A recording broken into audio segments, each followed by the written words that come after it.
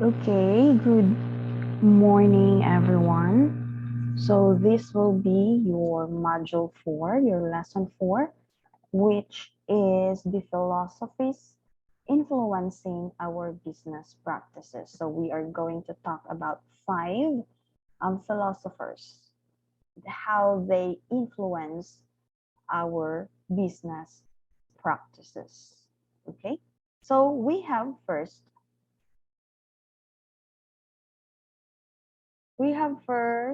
this is Mr. Socrates. So, philosopher Socrates, um, in 469 to 399 BCE, it's the the gadfly at the marketplace. So, it is one of the few individuals whom one could say have shaped the cultural and intellectual development of the world. For without Sir Socrates, history would be profoundly different. So this is Socrates' philosophical idea. It says that he pointed out that human choice was motivated by the desire for happiness. So he said that the unexamined life is not worth living. So Socrates thought of the entrepreneurs. So the Socratic method, take note of that one. Socratic method is a way of thinking that allows individuals to define their own purpose of learning and exploring its purpose through open-minded questioning of what they hold to be true. So Socrates insisted on a right to think of ourselves by introducing the philosophical concept dare to disagree. And next, we have our next philosopher. We have, who's this one? Plato. So,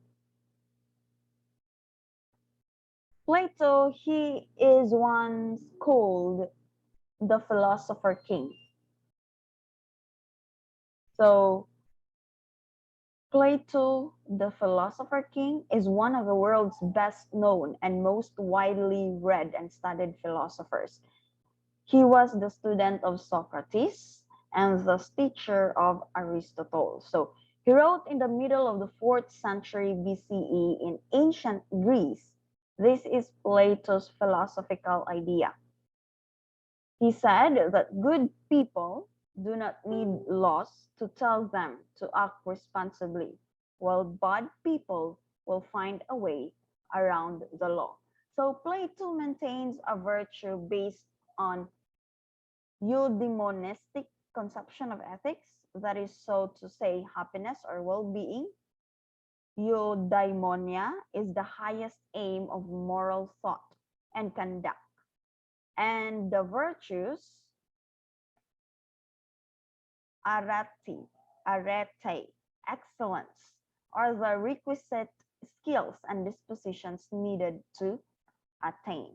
Next, we have, who do you think is this person? This is Aristotle. Aristotle class, he is also known as all or nothing in 384 to 322 BCE. He is a towering figure in ancient Greek philosophy, so contributing to logic, metaphysics, mathematics, physics, biology, ethics, politics, agriculture, medicine, dance, and theater. So these are some of Aristotle's philosophical ideas.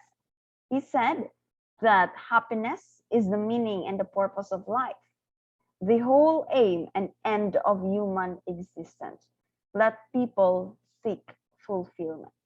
So the word happiness in ethics is a translation of a Greek term eudaimonia, And what does eudaimonia said according to the philosopher Plato? Happiness or well-being. So it connotes success and fulfillment. So for Aristotle, this happiness is our highest goal. In relation to business, Aristotle also concludes that the role of the leader is to create an environment in which all members of an organization can realize their potential. And we have also, who is this? This is Sir Immanuel Kant. Sir Immanuel Kant, class, in 1724 to 1804, duty-based ethics. Mapud na siyang yang huna-huna. He is one of the most influential philosophers in the history of Western philosophy. He has not concerned with the consequences of one's actions or the harm caused to one's individual interests. So instead, he is focused on motives and the willingness of individuals to act for the good of others, even if the action might result to personal loss. So doing something for the right reason was more important to Kant than any particular outcome. So for example, let's just say business ethics is littered with cases of companies that had suffered damaging crises due to their leaders' lack of commitment to act based on goodwill and about what benefits others. And lastly, we have our philosophers, Jeremy Bentham and also John Stuart Mill. So these two philosophers are also known. They are known as utilitarianism. It revolves around the concept of the end justifies the means. So it believes that outcomes as a result of an action have a greater value compared to the latter. So utilitarianism, class, is a philosophy or belief suggesting that an action is morally right when the majority of people benefit from it. Also, the doctrine that an action is right as it promotes happiness, and that the greatest happiness of the greatest number should be the guiding principle of conduct. So utilitarianism is a moral theory that advocates actions that promote overall happiness or pleasure, and it rejects actions that cause unhappiness or harm. So utilitarian philosophy, when directed to making social, economic, or political decisions, they aim for the betterment of the society. So again, we have 6 philosophers. We have Socrates, the gadfly at the marketplace. So his philosophical idea is the examined life is not worth living. Mopud na iya class, diba? And he also introduced the philosophical concept dare to disagree. Second, we have Plato, the philosopher king, one of the world's best known and most widely read and studied philosophers.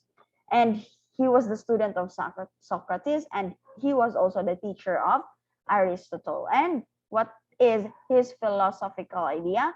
He said that good people do not need laws to tell them to act responsibly, while bad people will find a way around the law. So next we have Aristotle, all or nothing. So he is a towering figure in ancient Greek philosophy.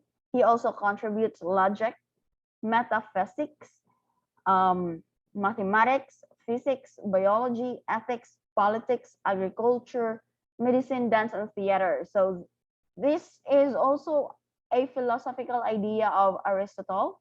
Let people seek fulfillment. And also another one is happiness is the meaning of the purpose of life, the whole aim and end of human existence. Fourth, we have Immanuel Kant, duty-based ethics. So he is one of the most influential philosophers in the history of Western philosophy. And he thinks that he is not concerned of the consequences of one's actions or the harm caused to one's individual interests. Instead, he is more focused on motives and the willingness of individuals to act for the good of others. So wala siya paki kung unsay pwede mahitabo, unsay mga consequences if imo na siyang buhaton. But he is more focused on the individual interest, the motive, the willingness of the individual to act for the good of others. Then lastly, we have Jeremy Bentham and John Stuart Mill. So they are utilitarian and they believe in utilitarianism. It revolves around the concept that the end justifies the means. So meaning that